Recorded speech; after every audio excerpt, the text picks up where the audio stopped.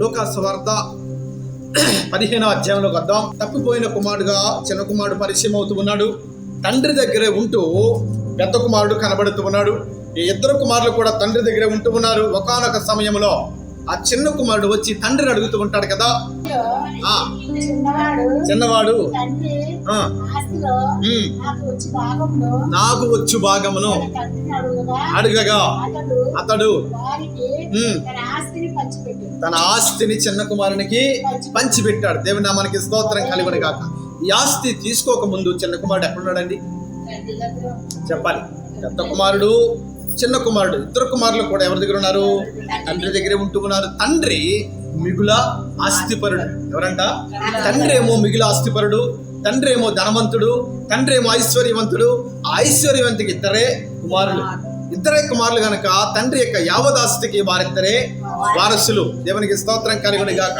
అదే రీతిగా తండ్రి కూడా ఫిక్స్ అయ్యాడు, నా తదనంతరము నా ఆస్తిని 2 భాగాలుగా విభజించి పెద్ద కుమారునికి ఏమో సగము, చిన్న కుమారునికి ఏమో సగము అన్నట్లుగా ఆయన అయితే ఒక నిర్ధారణకు వచ్చి ఉన్నాడు. అయితే రోజులు జరుగుతూ ఉండగా ఈ చిన్న కుమారుడు వచ్చి అంటాడు కదా, తండ్రి నాకు రావలసిన ఆస్తిలో భాగము నాకు ఇచ్చినట్లయితే నేను పట్నం వెళ్ళి చక్కని వ్యాపారం చేసుకుంటాను, ఆ డబ్బుతో నేను ఒక ఉన్నతమైన స్థితిలోకి నేను వెళ్ళిపోతాను అన్నట్లుగా చిన్న కుమారుడు తండ్రిని అడిగినప్పుడు తండ్రి ఏం చేశాడంట, అతనికి రావాల్సిన భాగమును మూట కట్టి చిన్న కుమారునికి ఇచ్చినప్పుడు ఆ చిన్న కుమారుడు సమస్తమును కూర్చుకుని దూర దేశమునకు ప్రయాణమై పోయెను. అచ్చట తన ఆస్తి ఏం చేశాడంట, దుర్వ్యాపారం అంటే చెడ్డ వ్యాపారాలు చేస్తూ, జోదమాడుతూ, పేకటాడుతూ తనకున్న డబ్బంతా ఏం చేశాడు, వ్యసనాలు ఖర్చు పెట్టి అడ్డదారుల్లో సంపాదించాలని ఇదిగో చెడు కార్యక్రమాల్లో కూడా ఆ డబ్బంతా కూడా వ్యయం చేశాడు. గనక ఆ డబ్బంతా ఏమైంది, ఇప్పుడు కోల్పోయాడు. చిన్న కుమారుడు ఇప్పుడు ఎలా మిగిలిపోయాడంట, ఒంటరిగా మిగిలిపోయాడు, వ్యక్తునిగా మిగిలిపోయాడు, కట్టుబట్టలతో మిగిలిపోయాడు.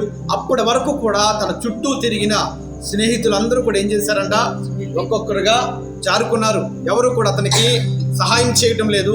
మంచి ఆకలితో తిరుగుతూ ఉన్నాడు, ఆ వీధుల వెంబడి తిరుగుతూ ఉన్నాడు, ఆ పట్టణాల్లో తిరుగుతూ ఉన్నాడు. ఎవరు కూడా అతనికి ఏం చేయట్లేదంట, చిన్న రొట్టు ముక్క కూడా అతనికి పెట్టడం లేదండి. ఆకలితో అలమటించిపోతూ ఉన్నాడు.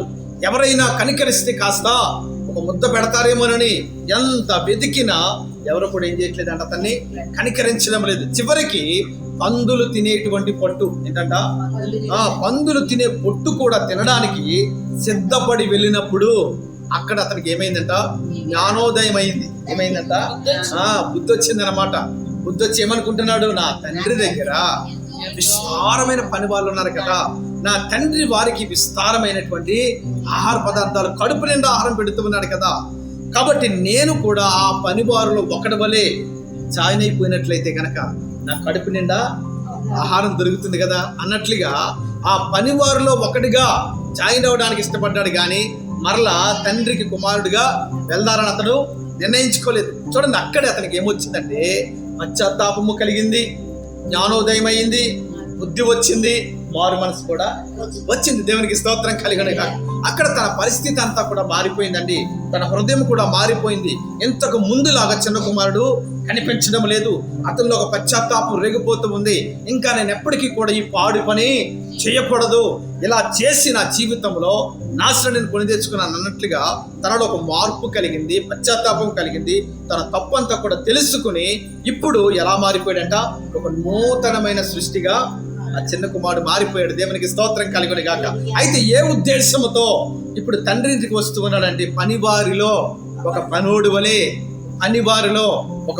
వలె నేను ఉండాలి అన్నట్లుగా అది అతని మైండ్లో ఉంది. కానీ తండ్రికి కుమారుడుగా ఉందామని మరలా ఇంటికి వెళ్దామన్న ఆలోచన అతనికి లేదు. దేవునికి స్తోత్రం కలుగును గాక.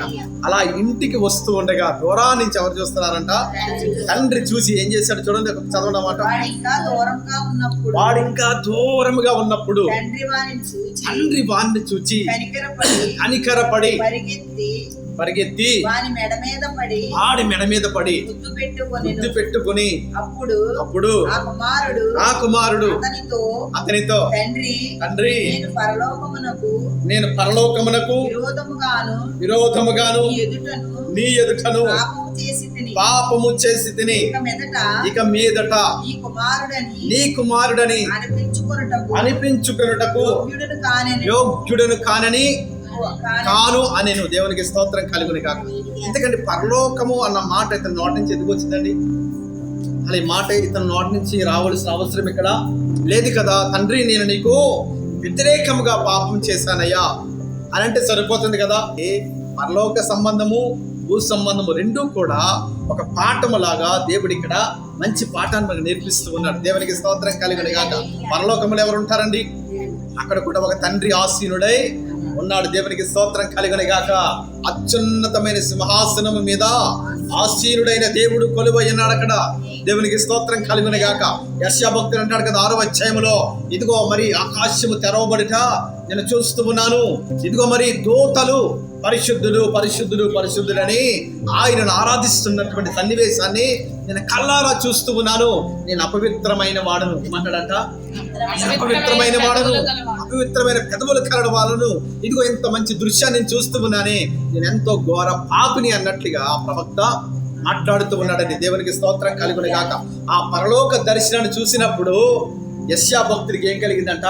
నేను పాపిని అన్న విషయం అతనికి జ్ఞానోదయం అయిందంట. దేవునికి స్తోత్రం కలుగును గాక. హల్లెలూయా హల్లెలూయా. కాబట్టి చూడండి, ఇక్కడ ఈ భక్తుడు మరి యొక్క తప్పిపోయిన కుమారుడు అంటాడు కదా, నేను పరలోకమునకును నీకును విరోధముగా పాపము చేశానయ్యా, కాబట్టి నన్ను మీరు క్షమించొద్దు, నేను చాలా ఘోరమైన పాపిని అన్నట్లుగా ఆ యొక్క చిన్న కుమారుడు మాట్లాడుతుంటే తండ్రి వదిలేశాడండి. తండ్రి మనసు అలాంటిది కదా. ఆ యొక్క మరి పరలోకములో ఉన్నటువంటి పరమ తండ్రి యొక్క మనసు ఏమిటంటే, మనము ఎంత ఘోర పాపులమైనా ఆయన మనలను క్షమిస్తాడు. దేవునికి స్తోత్రం కలుగును గాక. కాబట్టి మనం ఎప్పుడైతే తండ్రి దగ్గరికి వస్తామో మన పాపములన్నీ కూడా ఆయన ఏం చేస్తాడు? కొట్టివేస్తాడు. దేవునికి స్తోత్రం కలుగును గాక.